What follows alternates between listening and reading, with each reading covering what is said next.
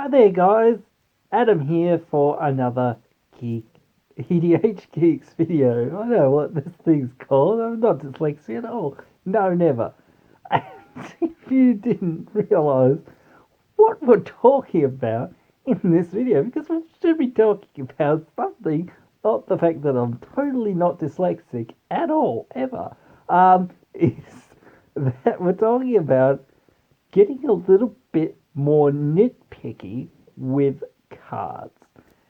So, in the last few years that I've been playing Commander, I've noticed that I just sort of stopped playing some of these cards. I initially, when I started playing, thought, yeah, this is a decent, good card, and this is true of a lot of cards. So I'm just sort of trying to generalize here. But there's so many cards that you just go, yep, this seems fine. It does a thing.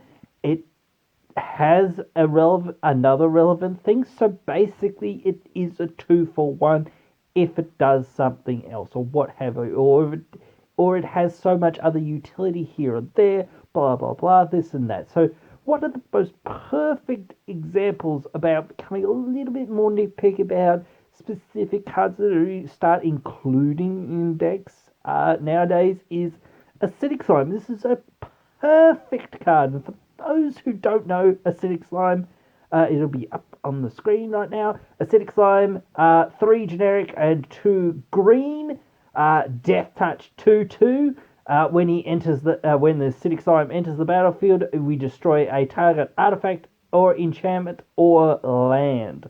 So the most important parts of this, more or less, are destroying an artifact or enchantment, and in theory, what I used to think as well, in theory, was the Death Touch. So therefore, in theory, he kills an artifact or enchantment, and then he also trades. Well, it also trades with another creature. So therefore, he's a 2-for-1. I keep saying he, but this slime doesn't have a gender, but I'm just referring to this weird inanimate or genderless, I guess, because it's not an inanimate object. But anyway, the destroy land part, if you really want to be mean, I guess you can do that. I just don't find that's that mode that I like to use that much. I know some people have used it, but I've never really used the destroy land, so it's always an artifact or enchantment, and then trying to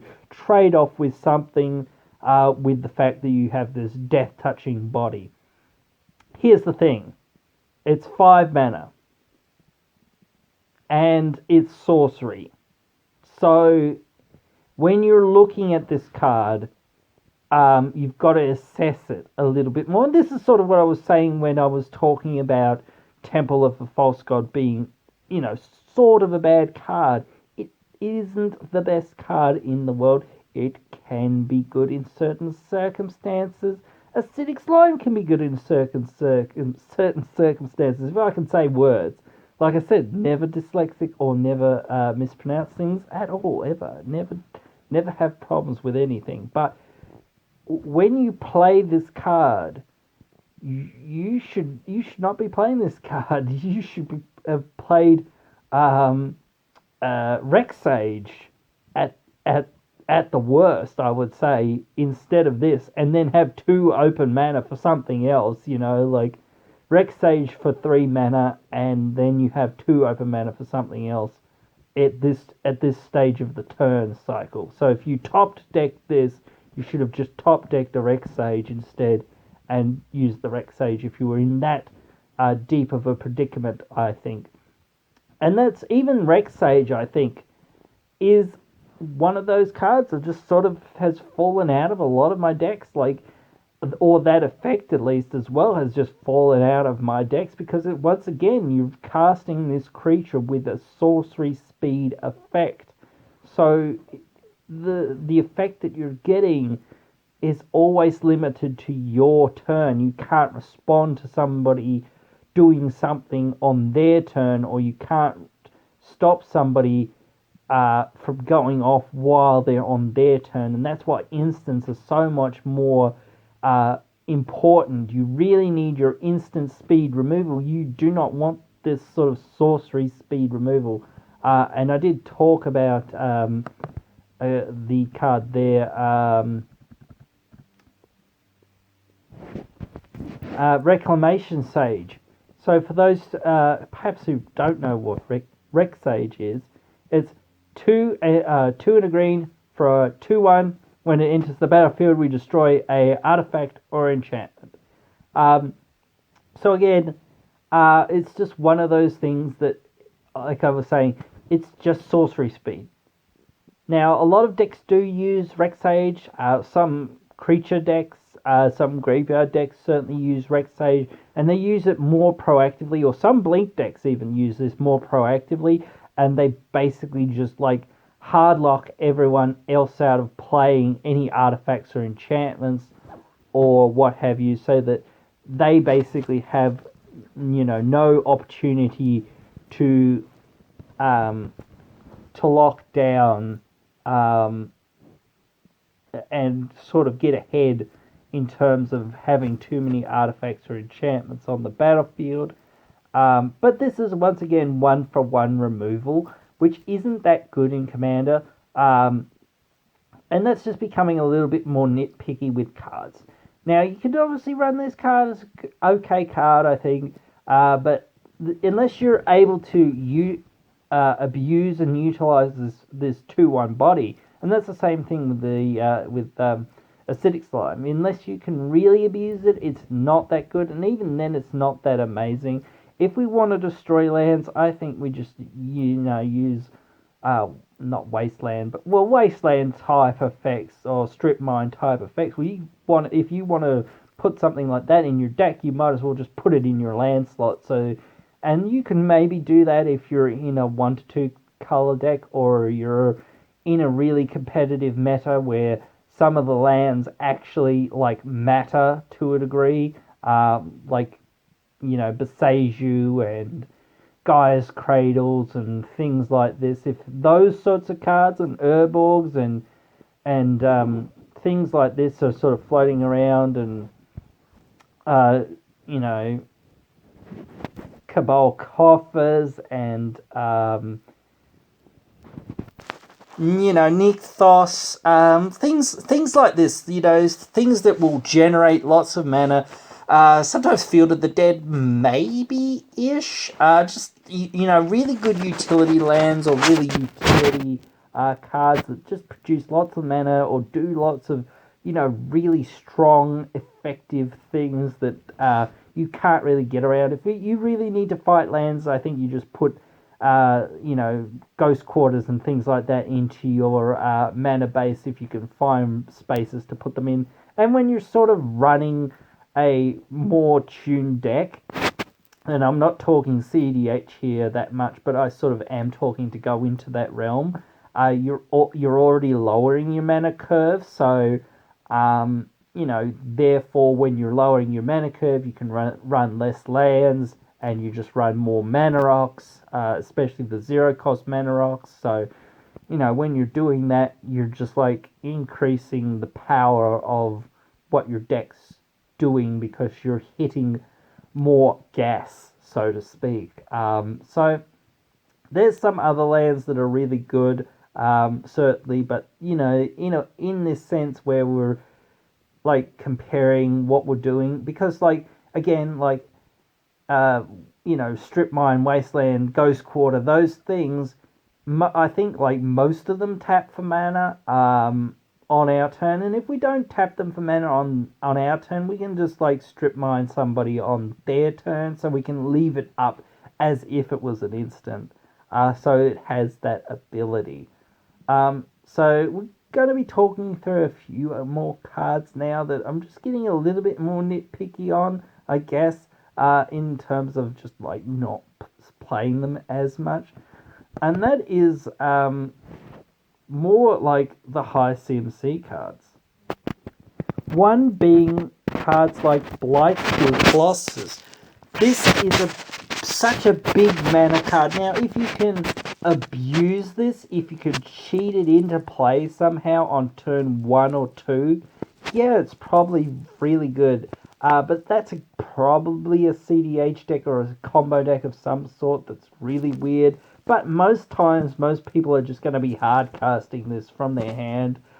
In case you don't know what Blightsteel Colossus is, 12 mana, 12 generic mana, trample, infect, indestructible. If he would be put into a graveyard from anywhere, you basically point to him and say, hey, look, there he goes, and you shuffle him back into your library. And he has 11 power and 11 toughness. So why this card and like cards that are like this, just to me, and I know this is a good card, but it isn't really when you're talking about like what it actually does. So you play it for like now the game has gone a very long time. If you've gotten to 12 mana, unless you're a really good super duper ramp deck and you just like spit out 11 mana or 12 mana or even 13 mana on turn 3 or 4, which again I would consider to be more getting into the CDH territory. This is just ridiculous. How are you ever going to get to this amount of mana in less than you know 10 turns, or even maybe 5 to 6 turns, even 7 to 8 turns? I just don't see it. It comes out, right? May is the best chance of ever coming out. Maybe turn 7, 8, maybe 9, somewhere in there, right? So these games that we're going to play are probably going to be 12 turn games. So by the time this comes out, there's 4 turns left in the game at most. By the time this comes out, most of the time, 9 times out of 10, the game is 4 turns away. So that sounds like, oh cool, well, in other words, I have 4 turns to win with my Blightsteel Colossus. I will attack this player in front of me, or whatever, next to me. I will attack the other player that's next to them, and then I'll attack the other player. That's 3 turns, so I'll end the game. I'll win with my Blightsteel Colossus. Haha. But what actually happens is not that at all, because by the time this, if somebody has not already won the game by the time this comes out, somebody is either about to win the game or will win the game or what have you. This thing just draws removal, and I'm not, again, I understand dies to removal is not a super duper argument. When you're talking about so much mana and it does nothing, legitimately nothing when it comes out. Now, of course, yes, you can give it Swiftfoot Boots or Lightning Greaves or what have you. Give it haste and then attack, because then it's done something. But it just does nothing on the turn that it comes in. So, best case scenario, once again, you have Lightning Greaves or Swiftfoot Boots and can equip this thing up the turn it comes in. Or maybe you have some other anthem that's actually giving this thing haste. Maybe you've cheated it in with Perforos. That'd be really good, actually. But or with Sneak Attack or something like that. But again, like, it comes in with haste. And if it comes in later than roughly turn 8, where I think, or turn 9, where I think it will come out at, for most decks, if you're not a combo deck or what have you, it comes out, right? You've got to wait. Next player takes their turn. They do their thing. If they haven't already comboed off by this point in the game, this is ridiculous. Already that this card has gotten out onto the battlefield and somebody hasn't won. The next player takes their turn. By some miraculous miracle, that player hasn't won the game as well on turn 8, 9, 10, or almost won the game, or set up to a point at which they can win the game. Next player, again, basically the same thing. They've either almost set up to completely win the game or have won the game. So again, it's just like you're going through 3 other players that are basically able to win the game at this point in the game. At any time, the next card that they play might be expropriate and basically just win the game. I can play Act of Treason on my turn. After you've played this, take your Blightsteel Colossus, you've got nothing probably else left to attack you with your own Blightsteel Colossus, and you're out of the game. Or I could attack someone else with it. And not to say, again, like, it's such a good target for stealing, but that's what's going to happen to this. If somebody can't win the game by themselves, they're just going to steal this thing. It's like prime time. It's really good in that sense of it does kill people. So it is a finisher if you don't have anything else. But if you don't have that finisher, if you do have that finisher, it's just like, yeah, meh, whatever. It gets to that fourth player's turn. Once again, they should be able to win the game in theory. Right, none of those three other players were able to win the game on 8, 9, 10, their 10th turn. And everyone at this point has 11, 12, 13 mana. That is insane. Because at this point in the game, you can cast a lot of things at this point in the game. So if you've been able to cast this and go uninterrupted, it didn't get counted on the way down. Now you've finally gotten back to your turn.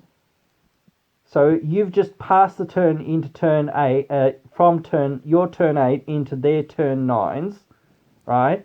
You've gotten to your turn 9 now, right? Now you're going to finally attack one player with the Blightsteel Colossus. What happens most of the time is if that person has any removal whatsoever, it is going to target this thing because it has to go away. If they are to live, then they've got to not be hit with this thing. If they don't have removal, what they're going to do is chump block it. And then what has your thing done for 12 mana? You know, again, it's just like when you assess it like this, when you think about it like this, and you just nitpick it. Yes, it's big, it's bad, it's scary, it's splashy, it's amazing, it's cool, all these things. And if you want to play it for those reasons, absolutely go ahead. It's none of my business to tell you what you think is cool and what you think is great and what you think, you know, is just like the flavor of it or what have you. But just when you're looking at cards like this, when you're just like, think about it for a second and go, yeah, this does nothing when I play it. On my turn 8, turn 9, somehow I've got 12 mana. Somehow my opponents all have 12 mana as well at this point in the game, probably, easily, and none of us are actually playing something to actually say, look, I win. What? Because most games, again, are over by, you know, turn 12. Most people are about to win the game or set up to win the game. And again, it's just like this thing will just get chump blocked by anyone and everyone.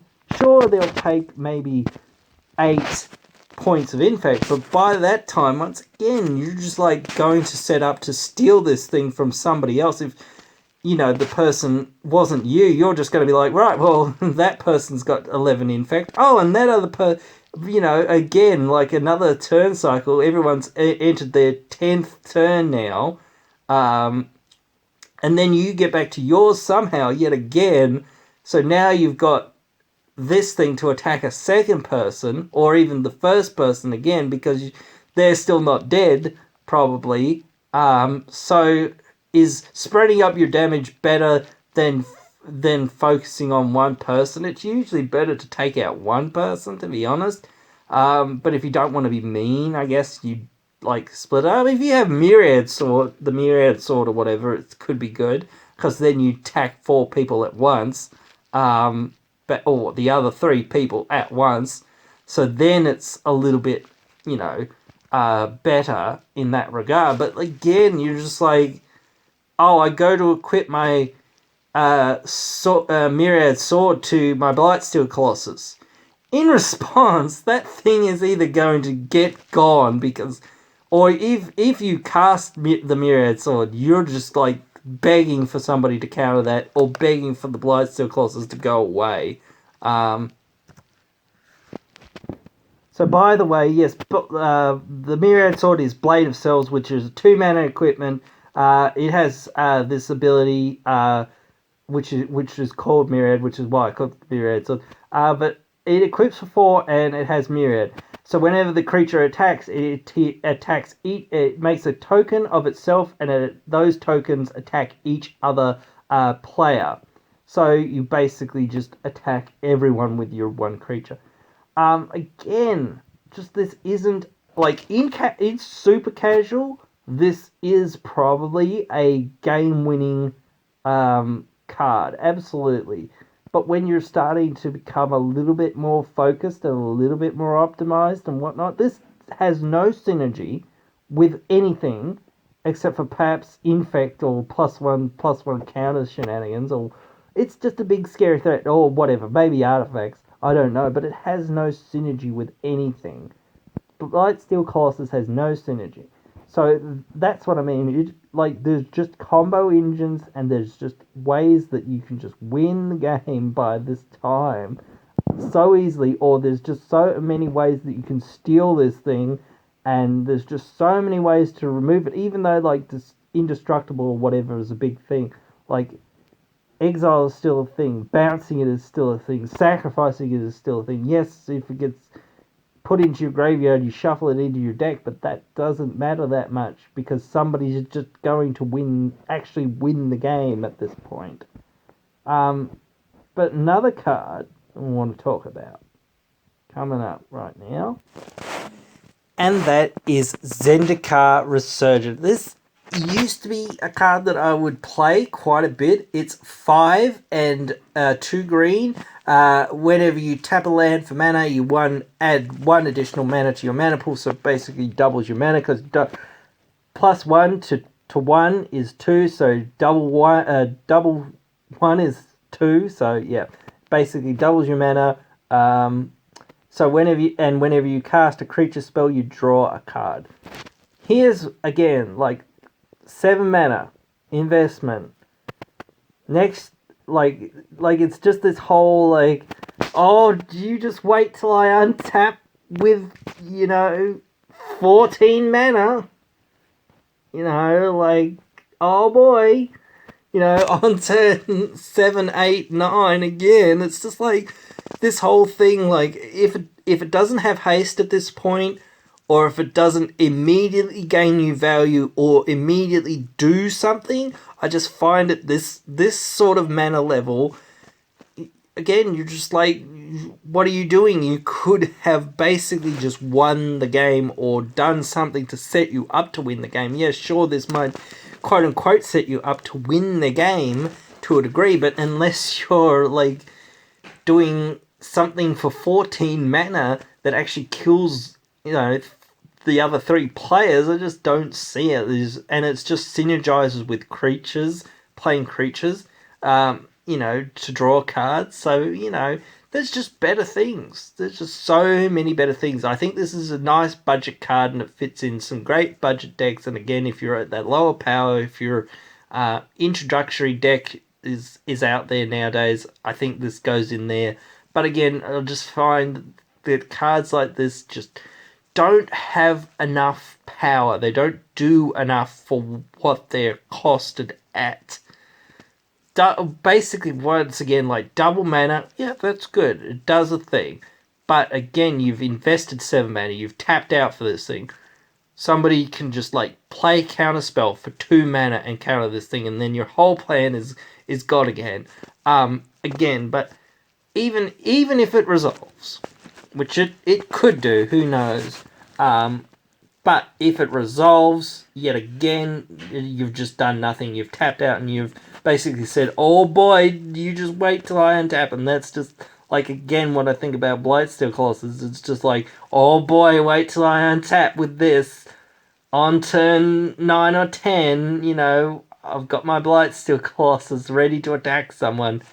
And then I'm going to get blown out by it pretty easily after that, like when some other people are just playing the game-winning plays, like, yeah, I don't know. But anyway, I'll move on to more. Is Chromatic Orrery. 7 generic mana. You may spend mana as though it were mana of any color. Taps for 5 generic mana, and then for 5 generic mana, you draw a card for each color among permanents you control. Again, just even though you can tap this right away for 5, at this point, again, 7 mana, you're just like, you've basically tapped out everything else for this thing. So you have 5 of any color.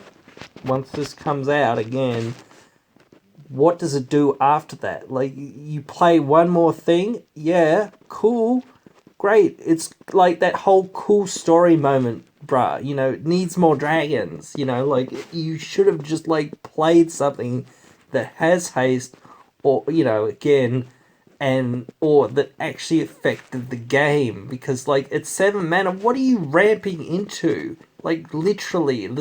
And I understand that some people, it fits in some decks. Again, like, if you can cheat it out, it's really good. Or if you have a lot of activated abilities like Golos, or what have you, things like that, it can incrementally get value from it.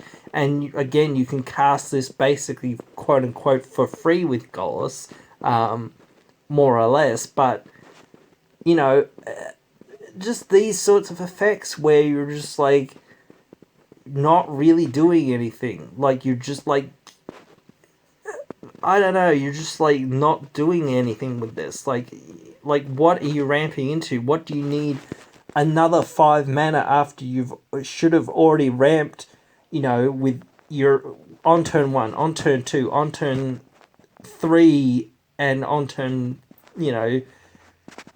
twice on turn 3 and whatnot, with your, Farseeks and your Rampant Growths and your Cultivates and things like this, or even with your Signets or what have you, like, at this point, you surely, in theory, once again, you should have enough mana to win the game. Like, what are you ramping into that you need another 5 mana for something else?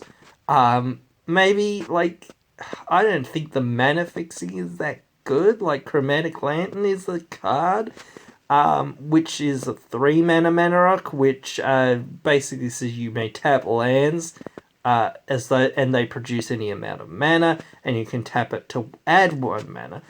There's that new Dryad of the Elysian Grove, which basically says your lands tap for mana of any color, and then you can play additional land on your turn. Both of these aren't that amazing. I think Dryad's the best one of them because it allows you to play additional lands, and all your lands tap for any color, or they're all basic land types, which means they basically can tap for any color. I don't think the fixing is that much worth it with this. I just don't see that the fixing is actually that good with this. And once again, the ramp, even on Chromatic Lantern, isn't that good. Because again, you're at 3. Even at 3, I either want my card to produce 2 mana, or I want my card to do something insane. I want something that is good. I want something good like Coalition Relic or Worn Power Stone. Coalition Relic, 3 CMC, you tap it for any color of mana. You can tap it to put a charge counter on it at the beginning of combat on your main phase.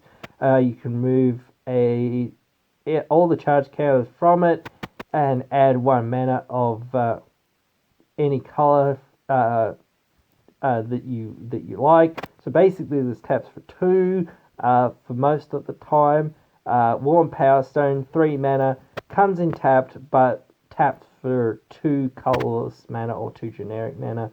So I want something that produces 2 or 3 mana. 2. Mostly you're going to get 2. But I want something that you can, abuse. So Coalition Relic, if you're in a Proliferate deck, you can abuse this. You can get all sorts of things off of it. There's other Mana Rocks. There's the Mana Rock, not Mana Rocks, but there's that Mana Rock creature, Crystalline Crawler. which is 4 CMC, 4 generic, which has this ability. It enters the battlefield with a 1/1 counter on it for each mana you spent to cast it, and then you can remove a 1/1 counter from it to add 1 mana of any color to your mana pool. Then you can tap it to put a counter on it. So again, this works pretty well in those sort of proliferating style decks. But again, you're just like, is this that worth it? And I could, at this point, I could have already played Fertilid as well and just actually gotten my lands. So I know I would have to invest like 2 more mana to get Fertilid to do its thing again and again. But again, in that proliferate deck, it's probably worth it to do that. But I don't know overall. Like just these cards seem very meh to me overall. They just don't they're cool if you're in a deck that doesn't have green, maybe. But then where are you getting a lot of your proliferate from? I don't really know, because the tracks and a lot of the good stuff's in green, really. So I just think you're just like going way outside the box. I think maybe in like an Eldrazi deck you could get this sort of thing going, but yeah, even then I think you've got some other options still. Like just these cards, where again I just don't see what are you doing. Like again, you've got 7 mana. Like what are you doing? Like you could have played, a 4 drop and the 3 drop, or you could have played, 2 3 drops and a 1 drop, or you could have, actually just, tried to actually win the game at this point. Like or just set up to actually win the game with, the 2 or 3 pieces that you actually need. So what I'm saying more or less here is, you're looking for synergy pieces. You're looking for things that actually do what your deck's trying to do, more or less. You're not just looking for these generically, more or less, good cards at this point. You're either looking for something that's going to set up the win condition for your deck, or something that immediately sort of generates some sort of value. Because at this point in the game, like again I say, it's just, you're just like investing so much mana, and it's just so easy for that thing to be negated or countered or stopped. So if it doesn't generate you some value immediately, it's not very good. You know, so or removed, or just like, again, if somebody's going to go off, or if they haven't already gone off or already set up their own pieces to win, you've either got to get rid of all this or most of their stuff, or you've got to advance your board in such a way that basically, or advance your situation in such a way that says you're going to be able to win, you're going to be able to counter whatever the next person's going to do, what have you. So there is that counterplay to it, but it's just like, I've become a little bit, I guess, more focused on what I'm doing and more going towards optimized in what I'm doing in my commander decks, and I've just sort of become a little bit more nitpicky on some of these cards. I understand they're good, and I understand they fit in certain areas. Again, I still think that there's should be every level of play in Magic. You should have your most casual and absolute jank sort of play, and your absolute high-end tier, super duper competitive, and everything in between. That's all cool and all good, but just for me, and just for what I think, and for if anyone wants to think about, what they're actually doing with their deck, take a minute and actually want to focus or optimize their deck a little bit, I think you should probably think about taking these sorts of cards and other cards that are like this out. But guys, hope you have enjoyed this video, me being a little bit nitpicky here, and going off on quite another one of my own man rants or whatever. Back in my day, the cards won the game on their own. and whatnot. But that's how it is. Back in my day, they comboed on turn 3 and told us that was fair. But I have seen people do that, and it isn't fun to play those sorts of games. I definitely don't want to play those sorts of games, but again, you just like, if you ever go into those sorts of pods, that's the sort of thing that sort of happens, and you just, like, oh, yeah, these things actually do something, and they're very degenerate at doing it, so you just gotta watch out, and you just gotta be aware of what's going on, guys. But anyway, again, like I said, hope you have enjoyed, and if you would please help us out, it would be so great if you could help us out by doing the YouTube things, liking, sharing, subscribing, telling a friend about this, leaving comments, telling me what you want to see, getting on our Patreon. You have so many, I'm trying to get so many more things on there. You have so many options that you will not know what you want until you have been bent over a barrel and drunk, and you go, I've got this great idea, whatever. But uh, for things to tell me what you want, so just get on there, help us out. I'll be ever so grateful for you if you can, and hope if that all is the way it is, and you have enjoyed, that I will see you again in the next video.